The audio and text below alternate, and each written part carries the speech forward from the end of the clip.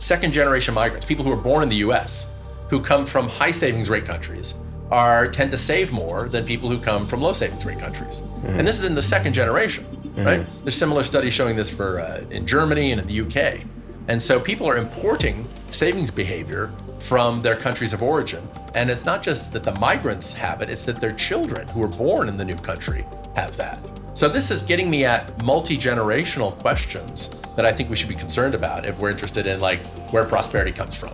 People import part of their savings rate with them is like an important finding that people should know.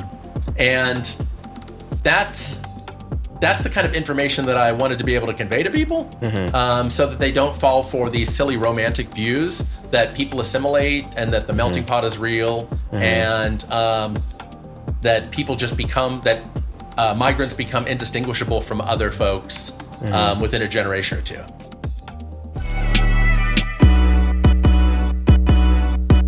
Welcome to another episode of Conversations with Coleman.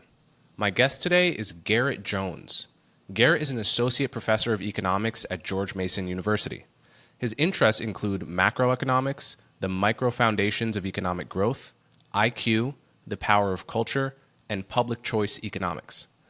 The books we focus on in this episode are 10% Less Democracy, Why You Should Trust Elites a Little Bit More and the Public a Little Less, and The Culture Transplant, How Migrants Make the Economies They Move to a Lot Like the Ones They Left. We talk about the intellectual environment of George Mason University, and we briefly digress into a conversation about UAPs. Then we get back to the meat of the discussion. We talk about the benefits and drawbacks of democracy. We discuss the possibility of so-called benign dictatorships. We talk about the crisis of expertise, the Electoral College, and then we move on to the topic of immigration. We talk about whether and in what ways immigrants assimilate. We talk about the idea of the melting pot. We discuss high trust versus low trust cultures, and much more. I find Garett to be a provocative thinker in the good sense of that word, though I don't totally share his point of view on cultural assimilation. In any event, I hope that you enjoy this conversation as much as I did. So without further ado, Garett Jones. Okay, Garett Jones, thank you so much for coming on my show. Glad to be here. Thanks for having me. So I've been following your work for a long time.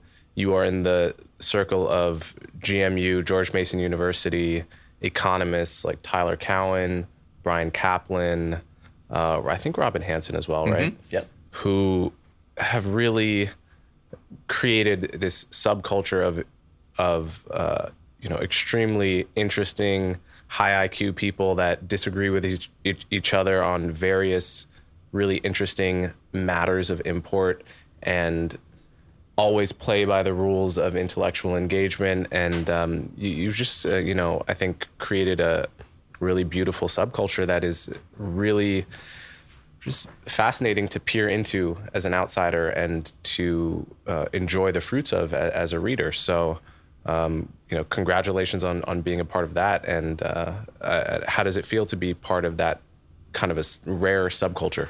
Yeah, it's obviously one of the best things that's ever happened in my life, right? I've met other professors who are at officially more prestigious universities who tell me, you're really lucky to have what you have at George Mason, right? This idea of an environment of intellectual ferment where people who are smart, who are trained in the best ideas in social sciences, but don't waste their best decades playing math games in journals and instead engage with real ideas, instead engage in interdisciplinary thinking. That's a great environment to be in, and I'm glad that Tyler Cowen and my department chairs have done so much to make that possible. Seems you also have created a subculture that really prizes strong disagreement with friends, such that you, Bryan Caplan, Tyler Cowen, Robin Hanson, you can all write a really barbed blog post or tweet saying, strongly disagree with my colleague here, and you'll lay out the reasons. Whereas many other subcultures prize conformity, right? And you don't want to disagree too much with a friend or else it's awkward. Yes. Lately, the question of unmanned aerial phenomenon, UFOs, has been an opportunity for some back and forth between a lot of us, especially on Twitter and in blog posts. But that's, you don't have to other somebody, right? You can just keep the discussion going. Because ultimately, I think part of what all of us realize is that our audience is not the three or four of us, it's the greater intellectual community, right? And we should be engaging with those folks in a useful way.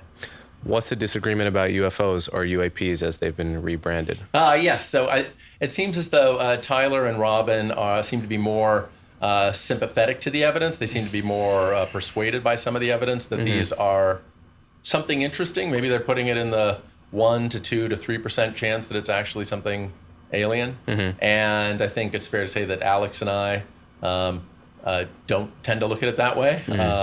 You know, I was raised LDS. I've seen a lot of evidence that's a member of the Church of Jesus Christ of Latter-day Saints. There are a lot of religions that have pretty interesting miraculous claims as part of their background.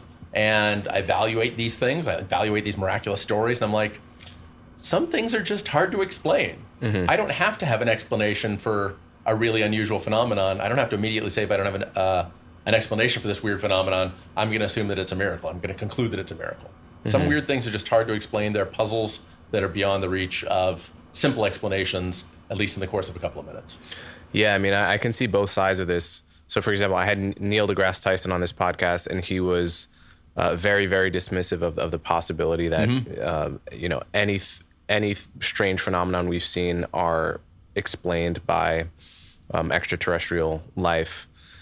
And you know, so, on the one hand, someone like him will say that it's very unlikely we're alone in the universe, given that, you know, we believe life is a naturally occurring process and it's not that God touched one corner of the universe and breathed life into it, but it's probable that we came from some kind of primordial soup, which is in principle replicable somewhere else. And given how many worlds there are, it's unlikely we're the only instance of intelligent life. On the other hand, I haven't seen any, you know, compelling evidence that the UAPs we've seen are best explained by extraterrestrial life. So, for example, recently, this podcast probably may not come out for a couple weeks after we're talking about it, but there's been renewed attention on the phenomenon of UAPs because I believe his name is David Grush. Is that? Yeah. So David Grush has made claims before Congress now that there's been a kind of decentralized program within the U.S. government of collecting essentially alien remains of crafts and of alien beings. And there was a long article that came out about it a few months ago at this point. When I read the article, I felt, well, this is something definitely worth paying attention to. But then when I saw the guy speak himself, I had the intuition that one has, which you can't quite put a finger on, but that you're witnessing someone who's a crazy person. Okay. Yeah. Now that gut feeling, I'm not claiming that my gut is somehow super reliable, but I definitely downgraded the odds that I think he's going to show anything for his claims once I saw him speak. Yeah, I mean, I come at this as, you know, a Bayesian. I try to ask myself statistically, if there were aliens in the universe, they would either likely be nowhere or they'd be everywhere. The chances of them just showing up in very hazy photographs on military monitors, like that's a very narrow range of evidence that should exist if there really, if there's other life in the universe, right? We should be seeing either civilizations have a tough time getting beyond their galaxy or beyond their solar system or wherever, or on the other hand, ultimately everybody gets everywhere. Neither of those are obviously what's going on. I mean, it's possible that the former category is what's happening right now. It's possible that there have been alien lives that have gone and risen and fallen away over the course of the billions of years of human of the universe's existence, right? That's totally possible. We obviously know that it's not the case that aliens are everywhere and obvious, that they're reorganizing galaxies, spinning them in unique colors, turning galaxies into looking like the number pi, something like that, right? So the idea that they're just in this tiny little area is very weird.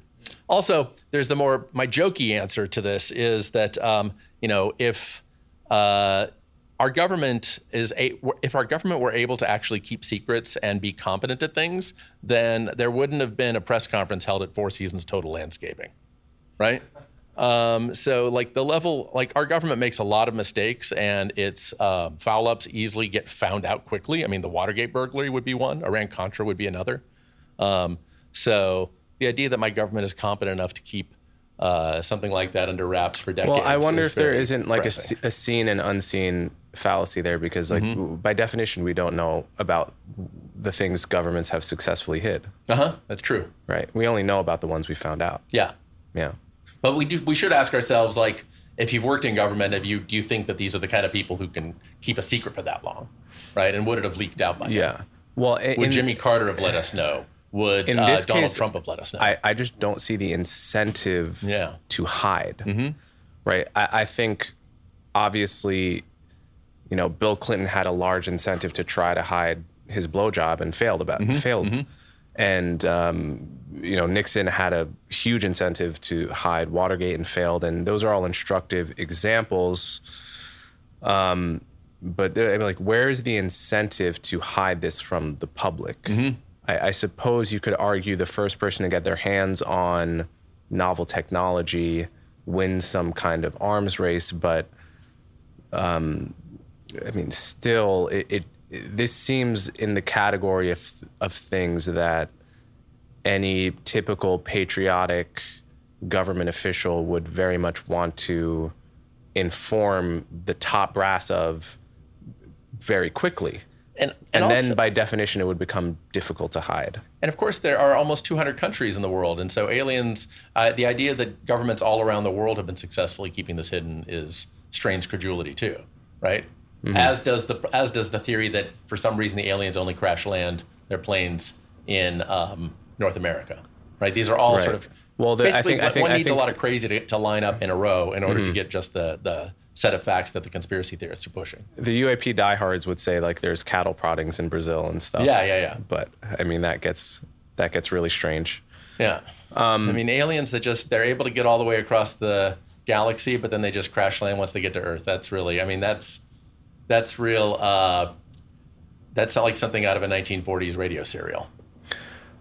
On the other hand, I thought of this analogy in the past. If you were a Native American looking at Europeans hundreds of years ago, you would say, these guys got all the way across the Atlantic Ocean and then they just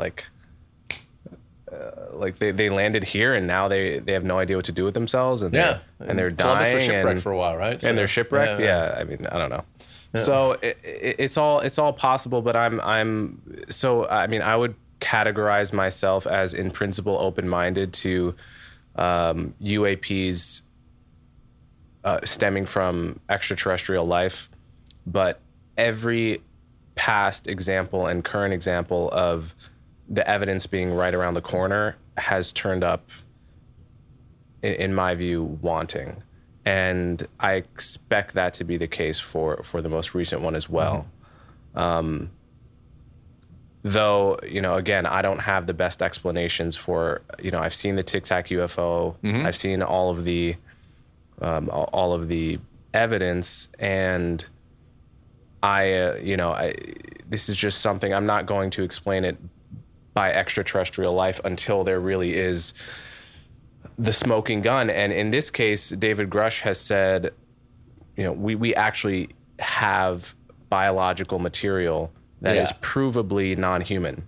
Now, if that is true, that is an extremely easy claim to prove. Yeah, exactly. All you'd have to do is ship a few examples of this to a few different teams of chemists or physicists that could confirm, yes, this is a source that could not possibly have been created given the current state of human knowledge. Now, why that hasn't been done in this case is extremely suspicious to me, given the claims that he's made. Yeah, I think that we should be good Bayesians about this and say extraordinary claims require extraordinary evidence. My base level of belief is that this is a wildly extraordinary claim, so it should require wildly extraordinary evidence. And they're not even at sort of like basic mid-levels of evidence. So, if this is the level of evidence it takes to believe in aliens, I should be believing in a lot of religions right now. Because there are a lot of miraculous claims where like weird things happen, somebody saw something, and it's hard to explain, and I can't come up with a legitimate, easy explanation. I think to me one lesson of this is that the human demand to come up with explanations is overrated. We shouldn't be insisting on coming up with answers for things. We should be like people who are trying to explain the origins of life and where life came from and how all the species came to be if we were living in the 1400s. If I was living in the 1400s, I would really want an explanation for why there are all these species around and why, like seems to produce sort of like, lions seem to have lions and tigers seem to have tigers. Like, why is all this happening? And, where did life come from? And why are there so many species? You can see why religions came along to give people easy answers for that. The right answer, if you lived in the 1400s, would be, I shouldn't come up with an answer. I should just wait for a few centuries and maybe somebody else will come up with one. So just embracing ignorance is, I think, an intellectual virtue that is underrated in our age. Yeah. Underrated in every age. Yeah. I think. Okay. So I didn't expect to start there, but really I got you on the podcast to discuss your most recent 2 books surrounding the topics of democracy and culture. And taking positions on those that are probably counterintuitive to some people, maybe upsetting to some people, but really based on lots of research and careful thinking. I mean, in America, we have this idea that democracy is basically a sacred value, right? Democracy is at the core of what, for many people, it means to be an American. And as a sacred value, the idea is that more democracy is always better. Every example of an American failure, of an American problem, is solved or at least not hurt by having more democratic control, by having public opinion closer to the lever of policy outcomes. You come along and you were saying, actually, sure, democracy is good to an extent, but there are actually very important ways in which more democracy is bad and less democracy would be good. So how do you substantiate that? Well, part of the way I look at it is that I was trained in monetary economics, right? And so my dissertation was on the Fed. And if there's one thing that economists have learned just by looking at the data over the last few decades, it's that countries that have central banks that are kept far away from the politicians, far from the voters, tend to get better outcomes. And not better outcomes at the expense of the masses, but it seems to be a totally free lunch. So countries that have what we euphemistically call more independent central banks, banks where the elected politicians can't just fire the head of the bank, they seem to have lower inflation and they probably have fewer financial crises too.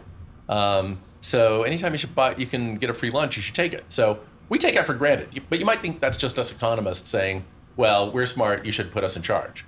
But I have to say the evidence backs us up on this, right? Having elected politicians making decisions on interest rates right before an election would probably not be good policy. That's why we delegated to the nerds. Independent judges, right? Independent Supreme Courts that have long terms that are kept away from the heat of government. That seems to be a free lunch or something close to a free lunch where we get better governance. We hand over a bunch of big decisions to elites who can't be recalled by the voters very easily at all. And this is part of what we call it an independent judiciary. But when we celebrate the independent judiciary, what's it independent of? It's independent of the voters. So, I look at the Senate, for instance, and I was actually a Senate staffer a long time ago for Orrin Hatch. And senators in the U.S. have 6-year terms. Members of the House have 2-year terms. And one thing that everybody knows when you work on the Hill is that senators seem to have a longer time horizon than members of the House. Senators they're willing to act like, to be a little glib, they act like statesmen the first 4 years and then they act like pandering politicians the last 2. And that seems to be pretty good for governance overall. It turns out that there's a study that shows that senators are 10 percentage points more likely to vote for a free trade agreement when they're further from an election. So Hillary Clinton, for example, voted for every free trade deal in her first 4 years as a senator, and she voted against every free trade deal in her last 2 years as a senator when she was just coming up for re-election. Right? So politicians pay attention to voters, and often what voters want is bad. So I'd say those are some key forms of evidence. Like looking at the Senate shows us the value of a little bit of distance from the voters. Judges, an independent judiciary is strangely something we celebrate as democratic, but it's quite undemocratic, right? Nobody wants key judicial decisions made by fiat or by plebiscite, by mass vote. if you picture a system where we could remove a Supreme Court justice by referendum, by national referendum, probably every single current Supreme Court justice would have been removed. At some point in time or another, yeah. Certainly if you zoom out to the past 20 years. Yeah. There's almost no doubt. But even more democratic would be to just have the citizens make the Supreme Court decisions, right? So it would be more democratic. Now, I would have to say that jury decision making, which is, jury trials are a right that we have in the United States for almost everything. A jury trial is pretty democratic, right? But there we have a small number of people who know that they're the decisive voters, usually 12 people, right? So that's a form of democracy that seems to get the best parts of democracy, getting the people's voice in there, but getting rid of one of the weaknesses of democracy, which is where everyone's free riding off of everyone else's hard work, right? When you're one of the 12, you're one of the key decision makers. When you're one of millions, you're like, it doesn't really matter. In fact, you often know that your vote de facto doesn't matter. Yeah. Right, like I know that New York's delegates are going to go blue. My vote doesn't matter in that context of a presidential election, right? I mean, whenever an election is decided by more than one person, by more than one vote, your vote didn't matter, right? Right. So we have a lot of... So the 10% less democracy is really about pointing to a lot of empirical evidence, a lot of real world evidence that in a lot of areas voters are short-sighted.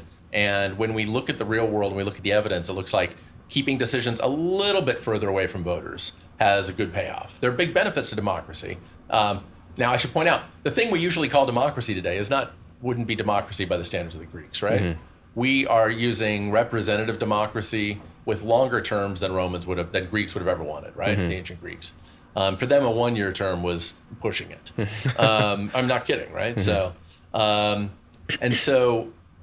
the moving beyond those simple questions, I move a little bit further later in the book, and I say, if you just look around, Alexander Hamilton was right, and having a national debt is a way of making sure that the international pool of money is keeping an eye on your government's policy. It's a way of getting the financial markets vote on your government's policy. And that's a good idea because those folks have a long time horizon, they have skin in the game, and you should pay attention to what they have to say about the likelihood of success or failure of at least the economics of your government policy. It's not the same as morality, but it's something at least worth paying attention to. So, having a debt is a way of basically constraining your voters. And again, it's something that a lot of democracies do. When countries get in financial trouble, they treat the debt that they have to pay and how the bondholders feel the way that a lot of companies treat their management consultants. They say, well, I really don't want to have to fire you, but these expensive management consultants we just hired say we've got to, right? It's a way of having somebody to pass the buck to. And that's part of how we govern each other, is we want to be the good cop, and so we outsource the bad cop. So having the international pool of money, the bondholders be a bad cop, is actually a good part of governance, I think. Just another reminder that purely having the voters making the day-to-day decisions of a government is nobody's bliss point. We want to outsource a lot of decisions to experts, and we want to make it hard for the voters to recall those experts by and large. It's interesting. So I want to sort of ask, what are the areas where the voters are most ignorant, and what are the areas where the voters are most correct? Oh, that's really good. I mean, of course, it'll change century by century, right? I would say that, going back to my colleague Brian Kaplan's book, Myth of the Rational Voter, he pointed out that voters have a strong anti-foreign bias. They seem to be way more hostile to free trade, to low tariff barriers, compared to what professional economists think. And it seems, I agree with professional economists on this. So basically, regular voters are too hostile to free trade. They're too hostile to foreigners more generally. They're too hostile to Is that because, so, I mean, I can picture a scenario, like, let's say that, because there are going to be winners and losers, right? Even if on the aggregate, free trade is a very good thing. for a population, there are going to be some losers from that. People who are going to be facing higher competition precisely from the consequences of free trade. If all of them are voting very strongly against it, it may look like a population has a sort of the wrong opinion. Whereas if, let's say, 100% of economists understand the big picture, but 20% of people who don't benefit from it are voting against it, you can say, well, the population is 20% against this policy. They should be 100% for it if they were as accurate as the economists. So is it a function of legitimate self-interest that the voters are sort of have the wrong opinion, or does it go beyond that just into outright ignorance? That's a good question. So I think all the evidence points toward it going far beyond raw self-interest to just ignorance. So people who are for instance, people who are retired from, say, automaking industries are who used to make cars but don't make cars anymore, right? Those folks are not excited about free trade. Now they're just car buyers. They're not car makers anymore, right? So that's a glib example. But people who live in towns that might be impacted by this seem to, you can understand them having a self-interest. But the level of hostility is much more than, say, the 20% you're thinking about. It seems to be more than can be explained. And it seems to be because people don't understand the possibility, they don't understand sufficiently how the market creates new opportunities, right? So if you're a 45 to 65-year-old person who's working on an assembly line, on net, free trade is probably pretty bad for you, right? But younger people actually can and do readjust, and they do it at a pretty high level. And they're not sufficiently supportive of free trade. I mean, they're the ones getting the inexpensive stuff at the stores, and they're not sufficiently excited about it. So another one that's a bigger deal is all the labor market regulation stuff, right? Europe, of course, Europe and actually East Asia both have much stronger labor market regulations than economists would generally support. And those are really popular. People really don't trust the boss, right? So this is something that comes out in sort of late Alberto Alessina's work, that a lot of hostility to a lot of demand for government regulation in the labor market comes from not trusting the boss. So in high trust societies, people are more willing to allow the boss to fire somebody because they think the boss might be a good guy. In lower trust societies, people are like, I don't want to. But overall, people just aren't. They really dislike the prospect. They have I would say it's a version of the endowment effect, right? They're thinking like the way behavioral economists describe people. When people get a job, they have this endowment, and they're really thinking about like, this job that I have is a treasure that I want to keep, and I don't want somebody to take it away from me. So why don't we make it really hard for me to be fired? And those rules seem to overall just reduce a lot of dynamism. They make it hard to have the kind of creative destruction that's at the heart of innovation. So it's still the case that, for instance, in Western Europe, when people lose their jobs, they're still getting replacement rates of their old income of like 75% of their old income for like a year or two. Like, that's unbelievable, right? So, and that keeps the unemployment rates really high. In the US, it's just so much lower. We're fortunate in the US that voters, and the opinion differences between the US and Europe aren't that high on this. So we're just lucky that American institutions don't give American voters what they want when it comes to labor market regulation. We'd probably be poor, we'd have higher unemployment rates, and we'd have a lot less business dynamism. So if I think about something like crime, in that case, how does expert opinion differ from voter opinion? And is there as big a divergence? That takes me outside of my area of expertise, because I actually don't know surveys of, say, criminologists. So, I mean, if I just go by, so one thing that I have to do in this line of work is make sure that I'm not treating, say, the New York Times and the Wall Street Journal op-ed pages as the elites, right?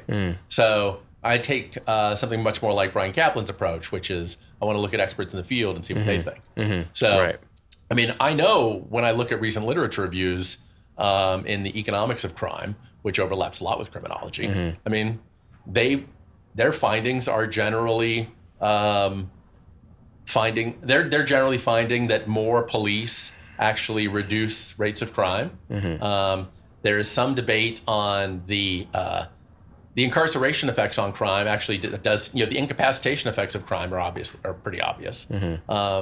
There are some complicated discussions of when the optimal time, what the optimal amount of time is for a person to be in prison. Right. But I'll go to my colleague Alex Tabarrok on this, who knows literature quite well, and his view is that higher numbers of police on the street, so you increase the probability of individual criminals being caught in the short run, and having individual police on the street deterring crime, that seems to have a large payoff. That is, there's still some debate on 3 strikes you're out, long sentences, but I think it's safe to say that experts in the field are hostile to the view that cutting police budgets is a way will have minimal effect on crime. Right. Yeah. And I think that fits with the masses thing. Yeah. I mean, my take on this would be people are far too pessimistic when they're thinking about the country in general. This is what they call the optimism gap. You ask people, how is the country doing with regards to crime? And they will give you the most pessimistic possible story based on the fact that they've been watching the news lately, and there's always enough crime for the news. But if you ask them what's going on in your neighborhood, they will have a pretty accurate take. Yes. And, if you look at voters being upset with their local DA with things like this, I think they tend to be pretty correct in terms of responding to changes in local conditions. But if you ask them to make an assessment globally, they're probably going to be far worse than the experts, which is a moot point in the case of crime, because crime is local and crime policy is local. Your local police station is largely what you have to control. But I mean, is there any sense, how do you view the kind of populist spirit that has taken over a lot of places, right? Like the core idea of populism is that, the people know what is best, and you're going to channel the popular will through an individual that has some kind of magic line into the will of the people. Yeah, right? It's a disaster. It's a disaster. Yeah. Populism is quite generally a disaster, right? I mean, our last populist movement got us prohibition, right? Depending on how you want to blend together populism and progressivism, and I think the new wave of populism that is hostile to trade, hostile to any kind of insider decision making, and hostile to actually believing results of elections that seem to be fairly run about as well as things get run in the real world. I mean, it's a lot of wish fulfillment, I think, right? So people, I understand why people don't want to say, like, there's other people who know more than I do about this, and the world might not be the way I think it is. But I mean, a huge part of my intellectual development, a huge part of the number of the gifts that I've been given in life have come from the fact that I kept the door open to learning that I was wrong about things. And yeah, the human soul does not contain all knowledge, right? And so we have to learn things from each other, and we usually have to learn things from people who've been thinking about it a long time. Not from any one person, but from a sort of an invisible hand that pulls together knowledge from a lot of people who've been thinking about it. So I'm trying to think of examples where I think the expert class is just atrocious, and arguably worse than public opinion. Yeah. So for example, I pay a lot of attention to the racism literature. And if you were to poll the racism experts who teach at the Ivy League colleges and so forth, my sense is you would get a picture of reality that is so far from the truth that it would make sense to devalue the weight of the expert class in that field. Economics may not be the same. But if you look at like the broader landscape of the expert class, there are a few critiques that I think are legitimately leveled at it. One is that it, in certain instances, has been captured by wokeness and social justice or other ideologies that have fundamentally warped its attitude towards empiricism. So that would be true, for example, of gender and race, I would say. And another different critique that would get leveled at it is that the experts have been captured by industry, which is to some extent people's critique of of drug experts, right? The experts who, scientists that need to get their next grant from the NIH or the NIAID and have a kind of revolving door phenomenon with the industries that they're delivering information about. To what extent do those, you can take those critiques sort of one at a time, to what extent do those undermine the idea that the experts know more than the people?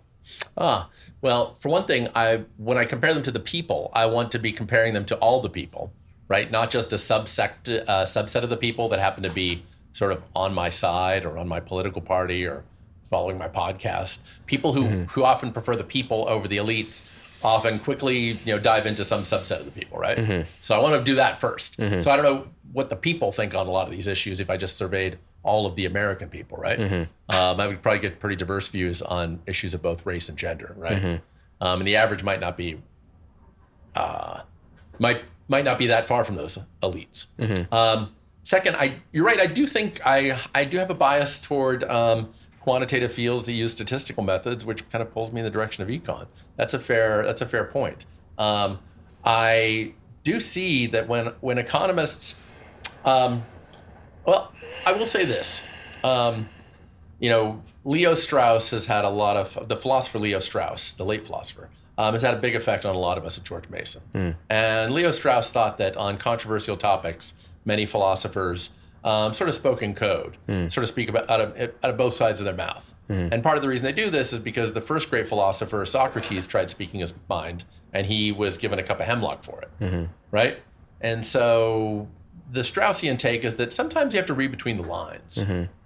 And I've found that to be extremely useful when I'm reading in areas of research. I mean, I've done research on IQ, and I've done research on culture. I've done research on immigration. And in these areas, I find that I often have to make a distinction between the public pronouncements and what's included in Table 3, right? So I've noticed this on quite a number of issues, and too long actually covered a podcast. And so it is a reminder that the public statements of some of these folks, you're right, it's fair to say, like sometimes they can't be trusted, and you have to talk to some of these folks over a couple of drinks after the cell phone batteries have died. Yeah, no, that is definitely true. That's definitely my experience too, dealing with all kinds of institutions. Like the truths you will get out of people over a drink are just diametrically different than what they will tweet the very next day or what they will say publicly. And I have to say, econ has been pretty good on this. Like we've had recent lit reviews on the economics of crime and punishment and policing, and like you can learn a lot of really good things out of them. And it's not tucked away in Table 3 too much. On the most explosive issues where people fear their careers being destroyed, I think there is a special reason for caution about that. And how we interpret things on that. It's worth saying that, everyone hates economists within the academy. Like you're not the most popular. No, we are often not that popular. Yeah. Precisely in some way because you have preserved the empirical spirit. Yeah. And that sometimes takes you in directions which are not congenial to people, not congenial to ideology. Yeah, it's one of the great things about being an economist is that, especially tenured economists, that you have a moral responsibility to tell the truth, and you also have some intellectual tools that help you think about how do you understand the world when you don't really get to run experiments very often, but you really want to learn about cause and effect. So the tools really do help you, and I started getting them over 25 years ago. Started studying it in a serious way over 25 years ago, and it's been paying off ever since. So a good intermediate microeconomics book can change your world. So you've pointed to all these examples, like an independent central bank, Supreme Court justices or judges in general that serve long terms and can't be fired. All these examples where taking things out of the control of the voters is actually good for not just the voters, but the entire society. Why not take this all the way and just say autocracy is better? Oh, and the core reason for this is that, as Amartya Sen, the Nobel laureate, showed, there's never been a famine in a democracy. And one thing that democracies are really good at is making sure their citizens don't starve to death in famines. So he studied India, of course, and India's last famine was just a few years before independence. And since India's independence, I mean, it's not like they switched to becoming a capitalist utopia or anything, right? They stayed quite socialist for quite a long time with bad economic policies for decades. But nonetheless, they managed to never have a famine again.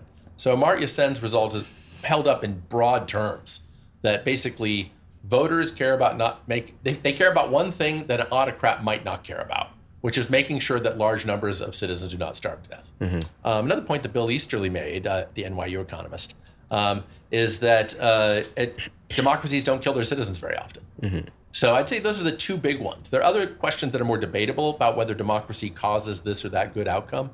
But democracy is not murdering their own citizens in large numbers, and democracy is not letting their people starve to death. Like, we'll give you the equivalent of food stamps or relief aid or something rather than let people die in a famine.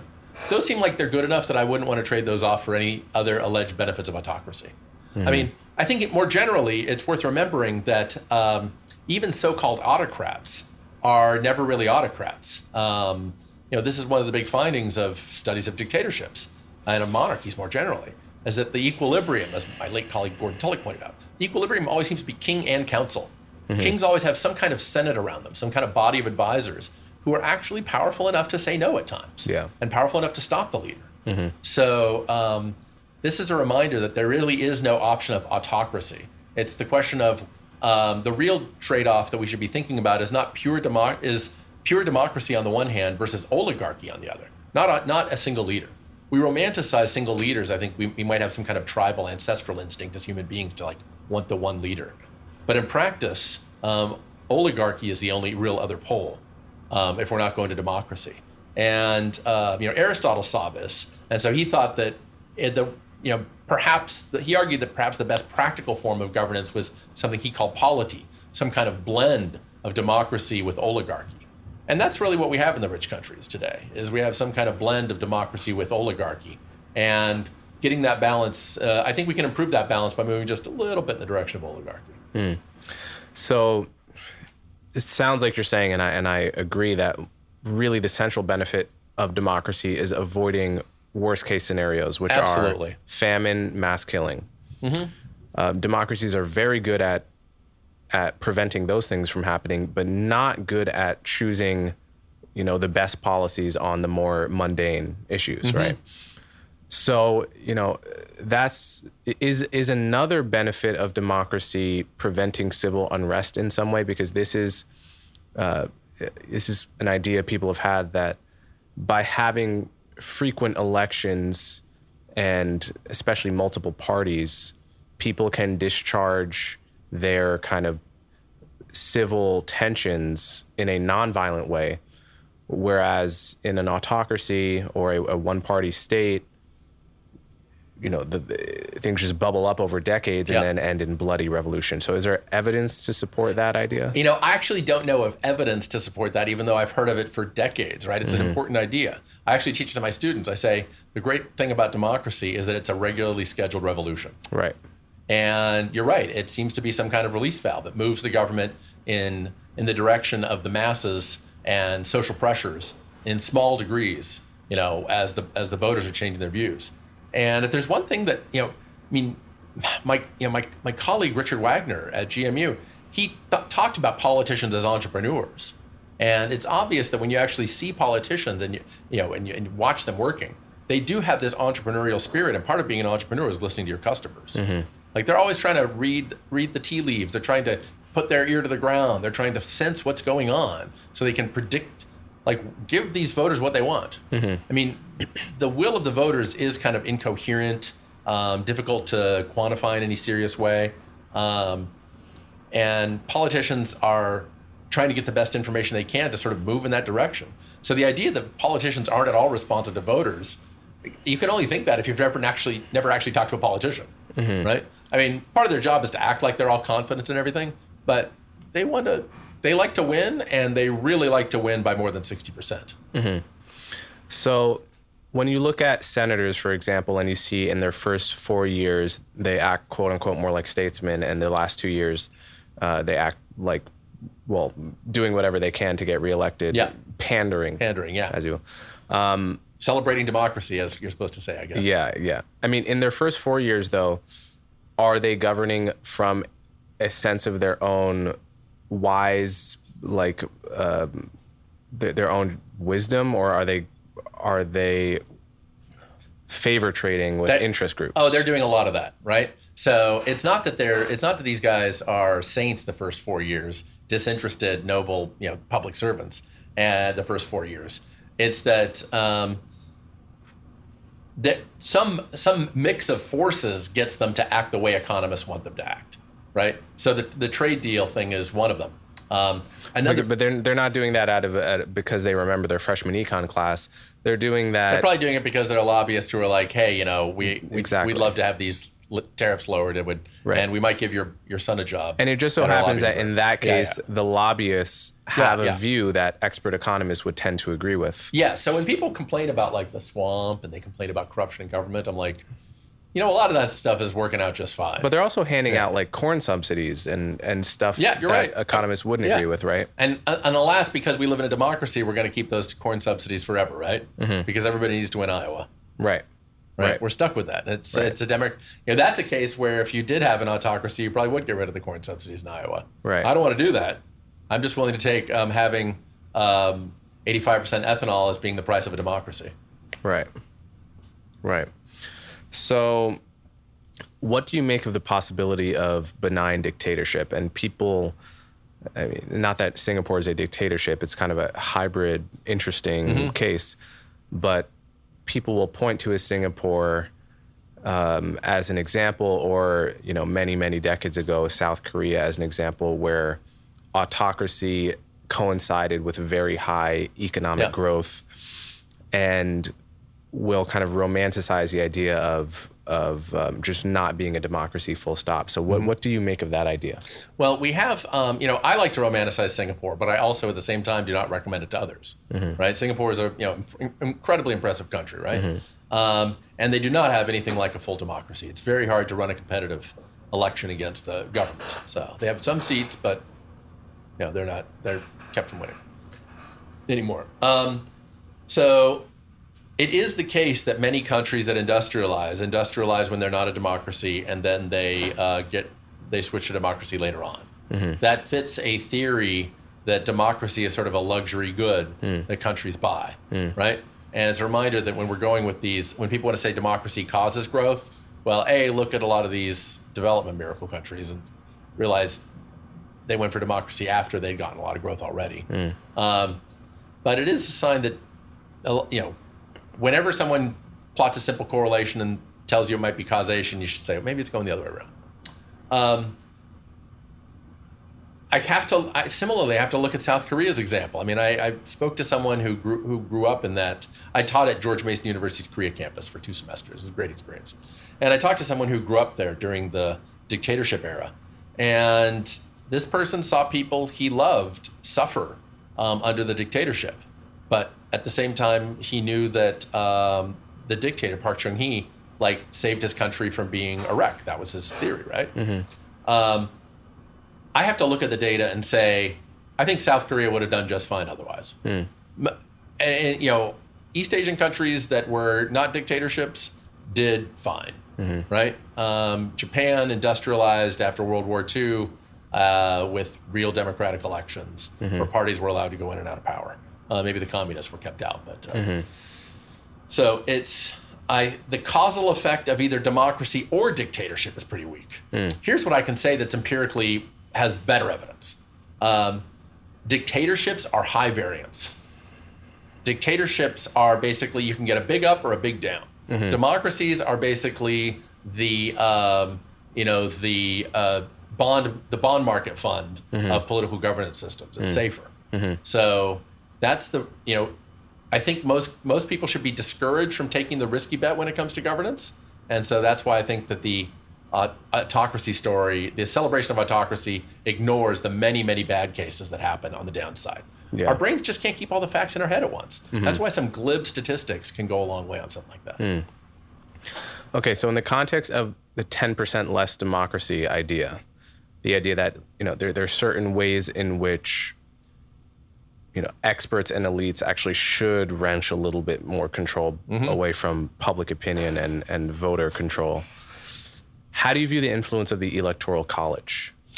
Yeah, because it's a perpetual fantasy of some to get rid of it, especially when Democrats have, say, just lost an election as a result of the Electoral College distortions, or seemingly as a result. How would that influence your kind of view? Well, let's imagine a scenario where it happens like Deus Ex Machina. Suppose the Supreme Court just declares it illegal. We have to go to proportional voting, right? Just straight voting for the president. All that would happen is that our two big political parties would just switch their positions a little bit to win, right? So, I mean, it would have very little net effect, I think. The big effect of what we need to think of with the Electoral College is we should really be thinking about the European Union when we think about the Electoral College, right? The Electoral College was a deal that was struck to get the Constitution written. And, if you were creating it from scratch and you didn't have to buy off the support of 9 of 13 states, you would never have written the Electoral College, right? It was a gimmick that was written to get the Constitution done. Right. Similarly, in the European Union, they had to give a lot of veto rights to individual states, much stronger than filibusters in the Senate, just to get the European Union going, right? So sometimes people make big ugly deals in order to get something going, and it's a little bit of a Deus Ex Machina to imagine. It's a crazy counterfactual to imagine what would it be like if that had never happened. Right? Like, well, I wouldn't have the EU if if every vote was given equal weight. I wouldn't have the United States if every vote was given equal weight. So, if it happened today, if I just imagine it, what are you going to get? You're going to give a lot less weight to rural areas, right? Suburbs and the cities would get more weight. I think I'd be in favor of that. I think that would probably give me better policy. I think I would probably get less romanticization of agricultural life and less agricultural subsidies. Do I think it would change things dramatically? No. Okay. So let's talk a little bit about your other book, which is the Culture Transplant. What was it that drove you to become interested in this subject of sort of cultural assimilation, the stickiness of cultures over time, the effect of importing migrants on the long-term culture of a nation, and so forth? Well, it really was a result. In a way, it's a sequel to my first book, Hive Mind, which is about IQ.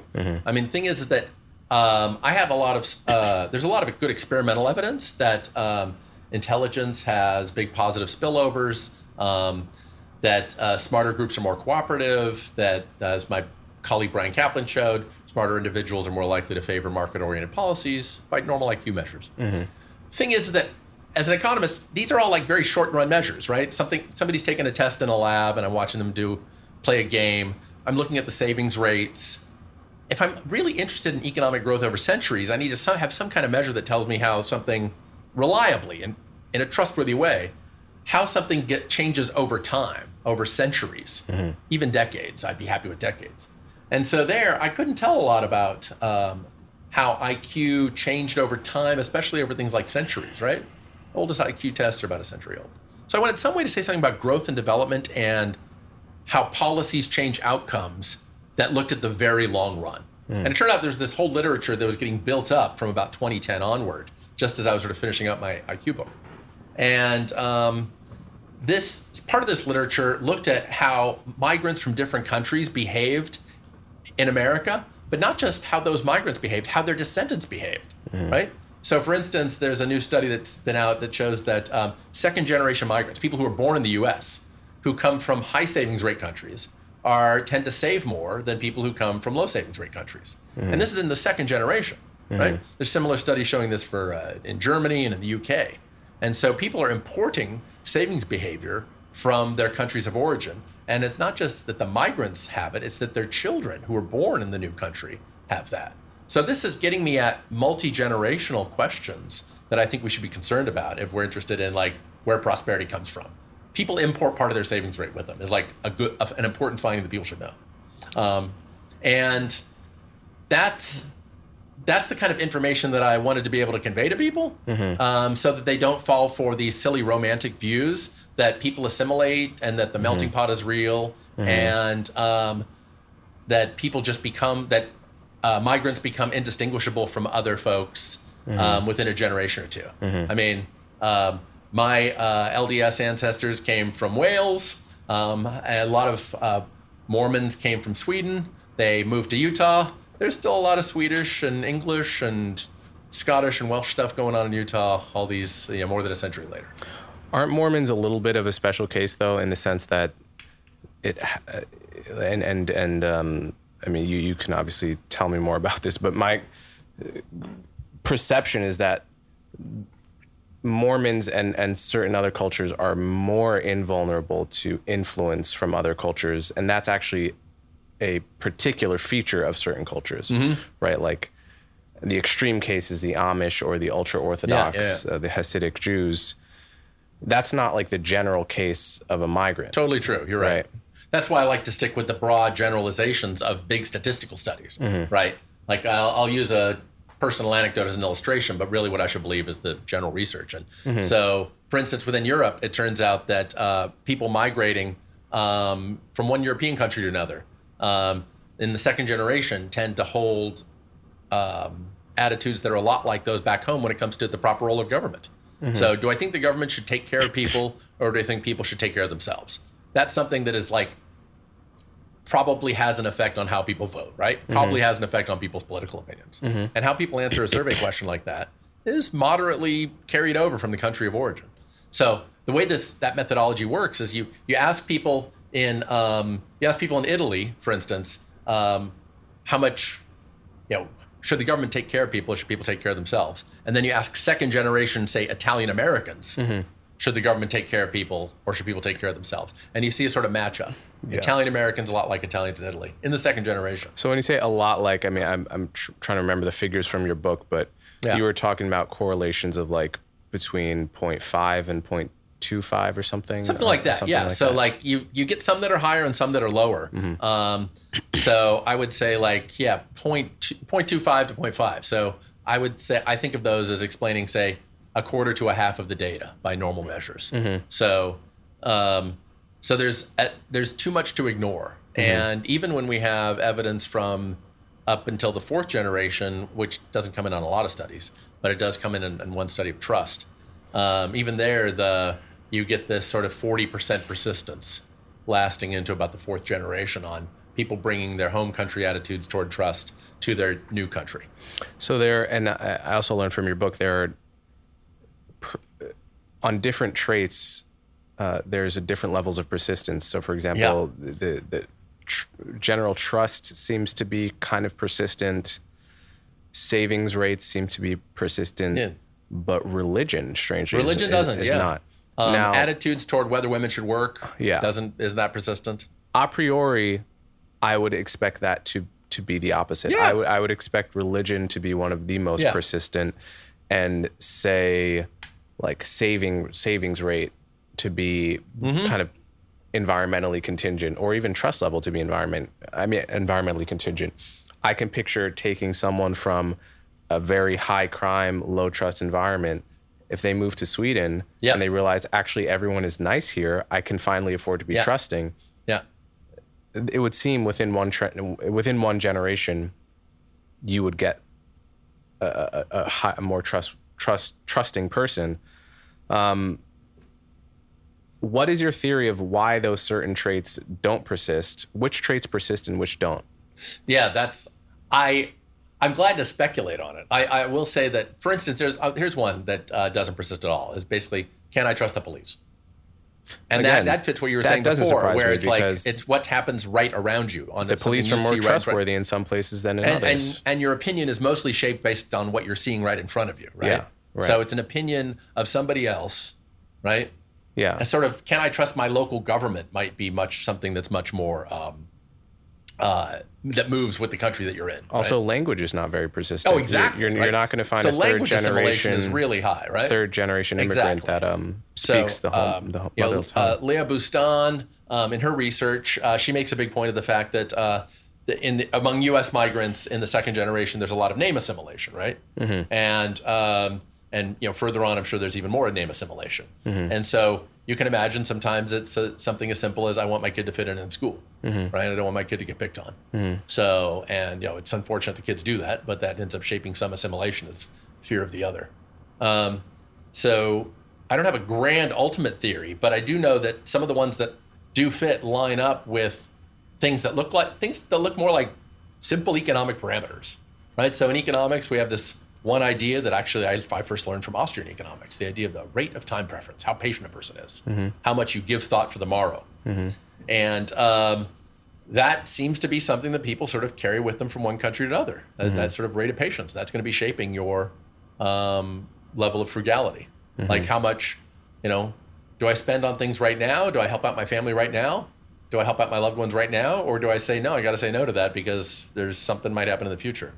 What do you make of the fact that people that leave a country to go to another country are, in the general case, let's say economic migrants, are a very non-random sample of the countries that they come from?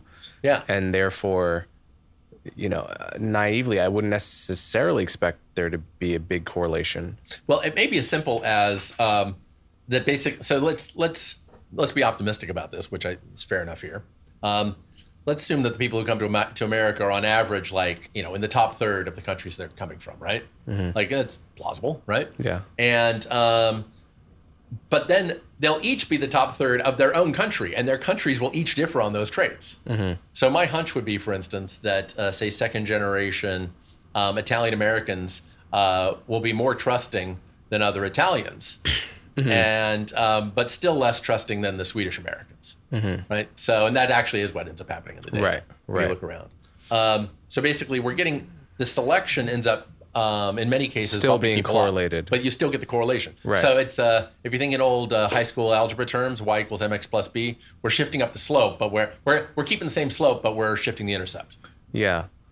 So let's say I come from a very low trust country, probably a country where it makes sense to be low trust. Yeah.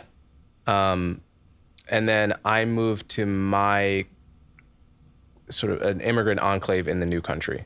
So for example, to take my grandparents from Puerto Rico, moved to the South Bronx in the late 50s. They are now in a neighborhood largely with other people from low trust countries, in a context where it still makes sense to be low trust. Now, if you measure the trust of the entire country, you're going to say, well, these are the low trust migrants have remained low trust. They're bringing their culture with them, but they are bringing their culture with them in the sense that they're around the same people from the mother country. So it kind of, they haven't really necessarily moved into yet the segment of society where it no longer makes sense to be low trust. They're still in the immigrant enclave. So what would be interesting to me is if you could parse the difference between, say, and to keep with the example, the descendants of Puerto Ricans that have now moved to places in the country that have no crime, that are high income, do they remain low trust relative to their peers, or relative to the Puerto Ricans that stay in immigrant enclaves with other Puerto Ricans who are all from a low trust mother country? Well, so A, that's an important question, but B, if I'm writing a non-utopian book, I don't want to spend that much of my time thinking about scenarios that aren't actually happening, right? If for instance, it is very common for folks to stay in ethnic conclaves, and that keeps down their trust to their initial country of origin levels, that's something I want to report, right? So there might be a reason why assimilate. Finding a reason why assimilation's not happening doesn't mean assimilation is happening, right? No, but it does. It importantly changes the causal mechanism, because under one reading, the thesis is just that immigrants don't assimilate, full stop. Culture is sticky. The culture of your mother, of your parents, just goes to you with high likelihood, regardless of what happens in the country you're moving to. The other would say, well, no, there's nothing inherently sticky about culture. It's the fact that if you create a little Puerto Rico in the new place you go to, you're going to stay very similar to Puerto Rican. Whereas if you actually move to a different environment where you are now a minority shoulder to shoulder with a totally different culture, your kids will turn out like the new culture, not the old one. Those are very different causal mechanisms. Those are, you're right. Yeah. Absolutely, yeah. I mean, so, but and one would, I mean, so like, sorry to just finish. The second causal mechanism would imply that low rates of immigration properly handled so as to avoid enclaves would actually lead to like more assimilation per person than high rates of immigration that you allow to become enclaves, for example. Well, right. In some cases, I might not want assimilation, right? If I'm bringing in folks who are higher savings rates, who have higher savings rates and better attitudes toward government, I don't want them assimilating to the crummy attitudes of other Americans, right? My longstanding claim is that I believe in open borders for anyone who believes in Uber surge pricing, right? And if I give instant green cards and instant voting rights to anyone who comes to America and believes in Uber just because they believe in Uber surge pricing, I don't want them coming to America and getting contaminated by the crummy anti-market views of the average American. So notice we quickly have to start having to quickly become social planners once we're going down the path you're describing. And I don't object to trying it out as an example, right, as a mental exercise. But if my goal is to make America the best country it can be, I want to bring in folks who have better attitudes than the folks we've got here, not just people who are no worse than the current folks. So let's talk about open borders, because this actually, in my view, connects to both of your books. Yeah. One of the problems that I've highlighted with open borders in the past is that it takes immigration policy out of democratic control. That's actually, it may not be a problem according to your view, but it's a fact. The people who come to this country on the southern border are not determined by the voters or by the representatives of the voters, but largely by the push factors in Central America. If there's a civil war in Guatemala tomorrow, a lot of people are going to flee and they're going to end up in Texas, in Arizona, right? Because we don't have great border control. We don't have very solid border control there. If I were someone that was very pro-democracy and felt everything should be under democratic control, I would want a very strong border so that the profile of immigrants that come to the country are decided by the voters, just like we would decide healthcare policy or school funding or anything like that, right? So if you would agree with me that like currently our de facto immigration policy is out of democratic control, nor is it in expert control, for example, what would be the implications of having a strong border, right, for our immigration policy? Well, of bringing it under democratic control, in other words. Well, to point out, if the idea is that anything that changes our country a lot should be under democratic control, then we're going to have the government in charge of fertility policy, and I definitely don't want that, right? Who are all these people having kids without government permits, right? I definitely don't want that. So there are a lot of personal decisions that should be not under government control. And so part of being in a democracy is, part of living in a country that has something like a Bill of Rights is saying there's certain rights that we all agree on that are just outside of debate. And so one question is, should certain forms of migration be outside of debate, just like what religion you are is part of debate, out of debate, thank goodness. So right now we have open borders between all 50 states, right? And if there's really high crime in Washington, D.C. and people decide to move to Northern Virginia, nothing people in Northern Virginia can do about that, right? So we just live with that. That's just part of the deal. Again, that's part of the 1789 deal in a way, right? So now to take your hypothetical seriously though, if the United States were like literally able to be in control of the southern border and could, basically it would be just like coming in at the airport at LaGuardia, right? They can decide what the deal is with each individual person who comes in. It seems pretty obvious that the American voters would still favor a pretty soft family reunification policy. The average American really likes for families to be together. So I suspect that in terms of net total flows, if we actually had voters in charge, we would have a lot of people would be continuing to come from Mexico and to some extent from Central America, more or less matching the flows of people who've arrived in the last generation or two. And American voters have been really unwilling to separate families or to say, like, your sick grandpa or your uncle or your nephew who's trying to go to college shouldn't be allowed to come in. So I actually have my doubts about whether the total flows would change that much. I mean, I'm just speculating here. But American voters are a bunch of softies deep down. They don't seem to like seeing a lot of chaotic activity in border towns. They feel sorry for the people in those border towns and what they have to put up with. If you regularize that, I mean, can you imagine them saying, like, you can't bring your 2-year-old kid along to America? No, I can't. Yeah. I think family reunification is a very strong meme in America. I can definitely imagine Americans voting for a de facto, like, tough for a single male economic migrant to get access with no family. Yeah, you're right. You would probably get a lot less of that. And I mean, if I were just speculating, it would probably be more female biased. The voters would probably be more open to creating opportunities for female migrants. Partly because of biases against men overall, right? Men do commit a lot more, probably 10 times the violent crime of women, right? So, and a lot of family reunification. And if a lot of that family reunification is folks who are, under 25, they're going to be raising families here too. I just have a hunch about that. They're like, that might not change things much. I mean, that wouldn't be my utopian policy from the point of view of making America the best nation it could be forever. Might be part of it, but... How big is the gap between public opinion on immigration policy and economist opinion on immigration policy? Oh, this is one where I don't really know what economist opinion is for real on immigration policy, because all the questions are phrased in weird ways when economists get asked them, and I think there's some Straussian stuff going on, some like hiding of their true views.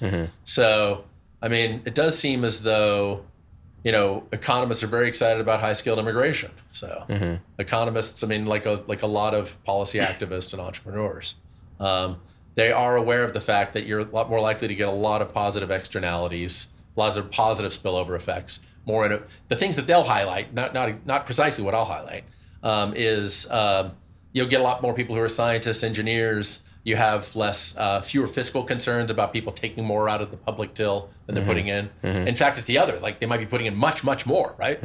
This is one of the things I try to have to remind people of when we're talking about immigration policy. Why not the best? Why? I mean, there are a lot of people who'd like to come to America. Why not bring in the folks who are going to pay 10 times more in taxes than they're going to drain out? So they can take some of the burden off of me.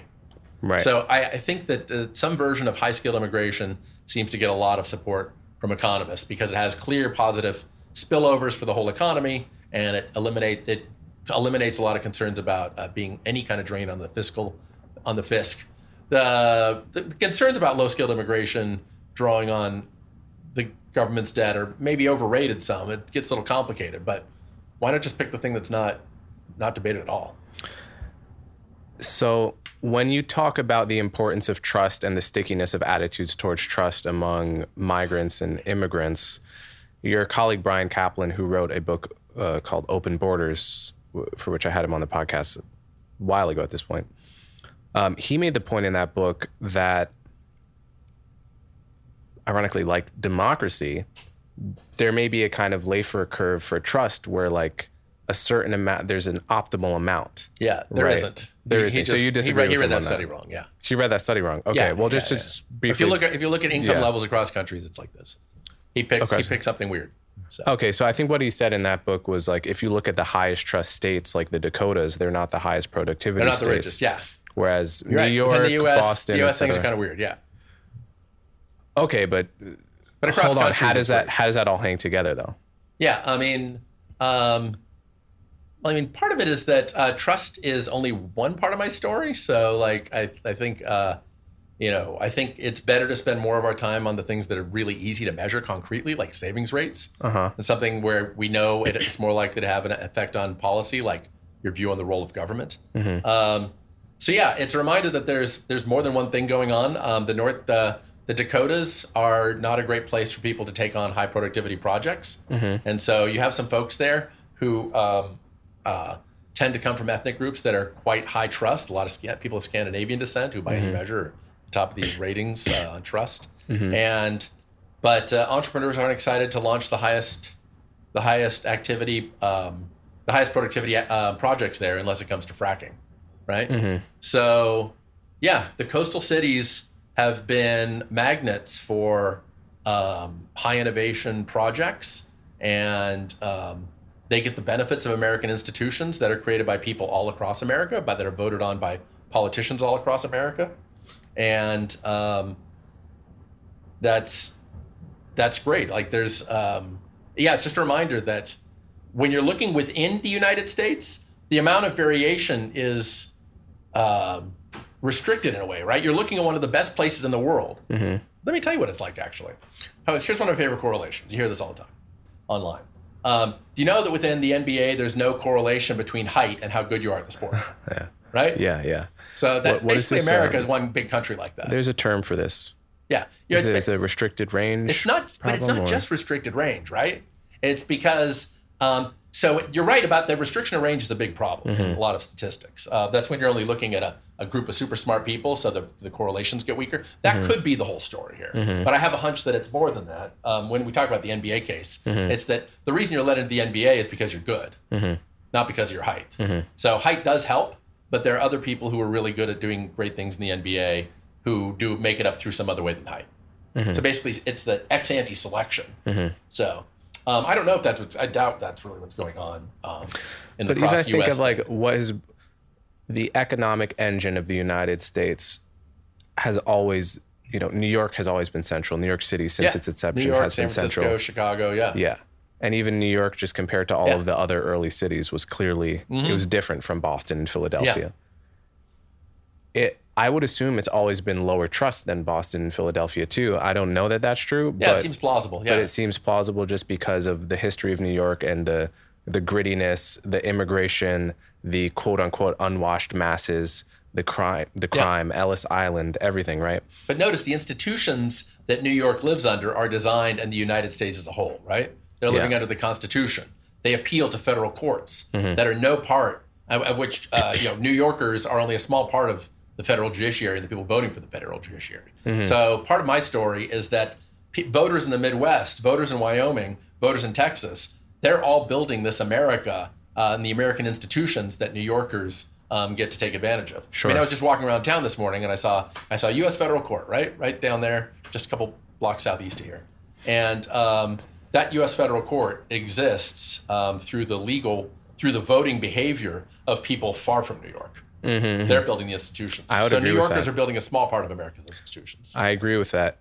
At the same time, if I think of the prototype of the ambitious entrepreneur who can flourish best in a high trust system with courts and enforcement of contracts and so forth, nevertheless, that ambitious entrepreneur is not a particularly high trust person, and in some ways is kind of a low trust person.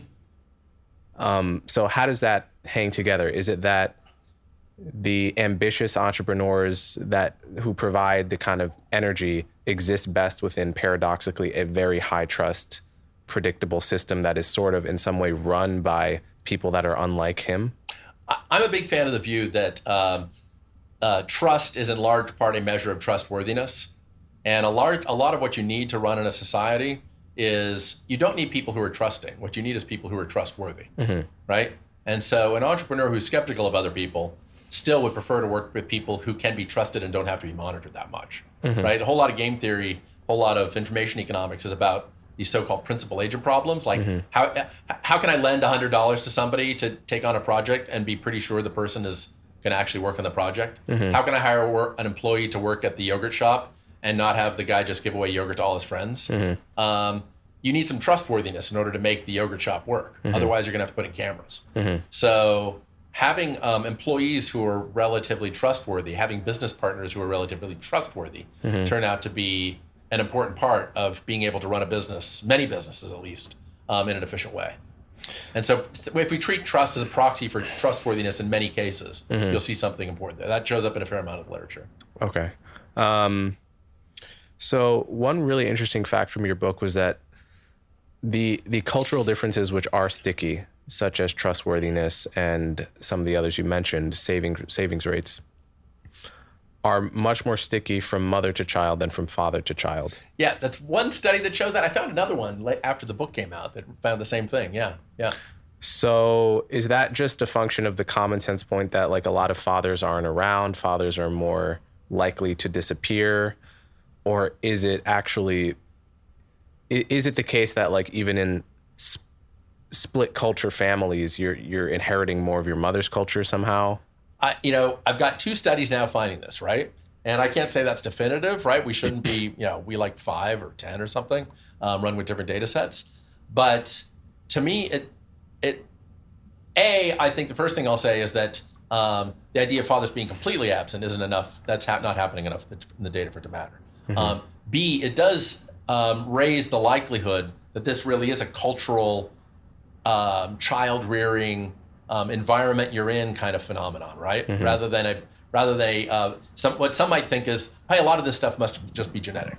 It's just code for genetics, and I'm sure it is. A lot of people online will say this, right? Mm-hmm. The fact that this is showing up mother to child is really a strong sign that like the hundreds of hours of parenting are changing how the child turns out and how that child treats others. At least on those dimensions. At least on those dimensions. I don't know if that's going to be true with savings, right? I don't know if that's going to be true with views toward government, but at least it should be opening my mind toward it, right?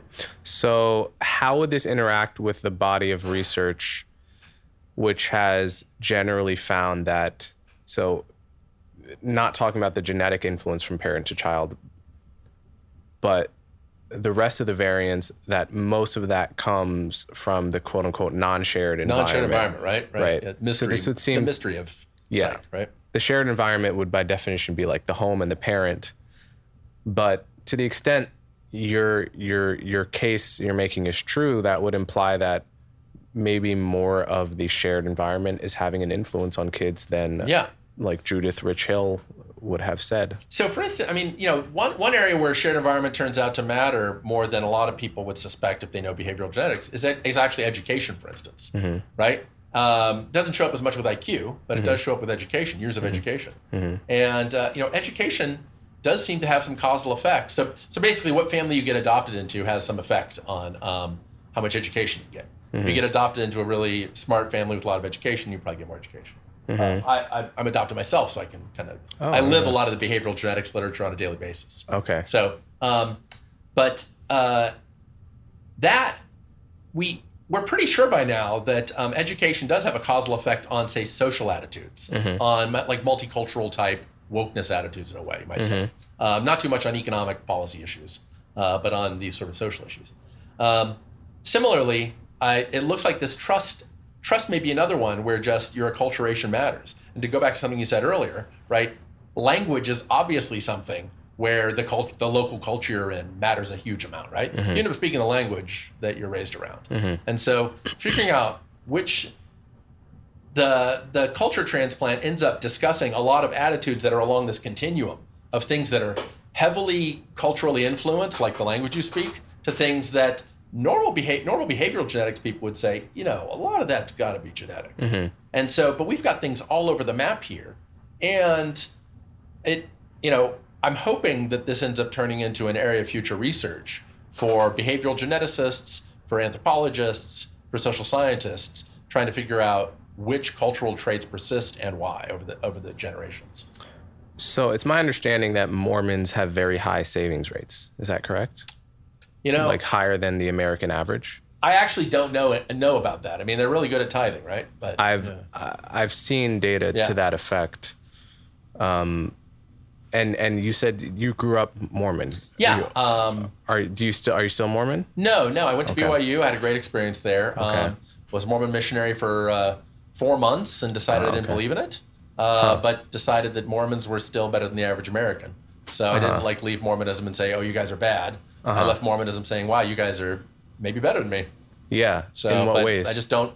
The high social capital is really fantastic, right? The fact that loneliness among the elderly is really, really diminished among Latter-day Saints just by having congregations that are just the right size where people see each other on a regular basis, socialize a little bit, but not too much. They really seem to have hit a sweet spot of basically finding a strong community. And then also the fact that the church is really run by volunteers means that even young people are given small to medium-sized opportunities for leadership. So it really is a good leadership training process. And I think those are both really important. The fact that the LDS have this missionary program that gets young people to go learn a language and try something kind of crazy when they're 19, that has big social pluses too. You end up building a lot of social capital, but not just social capital in this sort of, touchy-feely sense, but organizational capital. It's no surprise to me that Latter-day Saints do well working in a lot of organizations. So, I've never met a Mormon that wasn't very nice. Yeah. It's acculturated, and it's yeah. And so you look at it and you're like, well, maybe it's because a lot of them are from England, and maybe there's some kind of normal culture transplant thing going on there, like Swedes or whatever. Maybe it's that kind of thing going on. But even, maybe it's just like being in the Mormon culture. There's got to be something else to it, because yeah. I'm sure if you took the other immigrants from those same places, they would not measure up to Mormons in terms of niceness, community ties, yes, close-knitness. Getting 5-6 hours a week of practice in different church meetings, behaving that way for decades probably has a payoff, right? So when you decided you didn't believe anymore, what triggered that? I was really driven by religious epistemology. So I took the LDS truth claims seriously, and I weighed them. There are two key claims, right? One is you can learn the truth of the religion through a private spiritual experience. Mormons often use the term testimony for that. The second is, the Book of Mormon is really hard to explain. So there you get something much more like Christian apologetics. Does this book look like a miracle? So I spent some time figuring out whether the personal spiritual experience was a valid way of learning the truth. And I ultimately decided it wasn't. I had too many good spiritual experiences toward other faiths to keep it short there.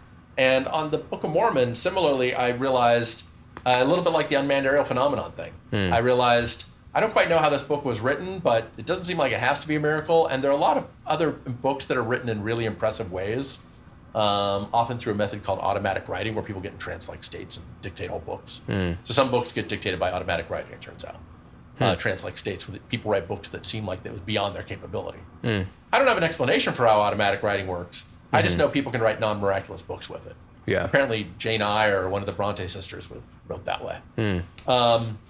So yeah, learning that the world was intellectually more complex than I knew at a young age, and learning that spiritual experiences were kind of a dime a dozen, those were formative experiences, and that's what pushed me out.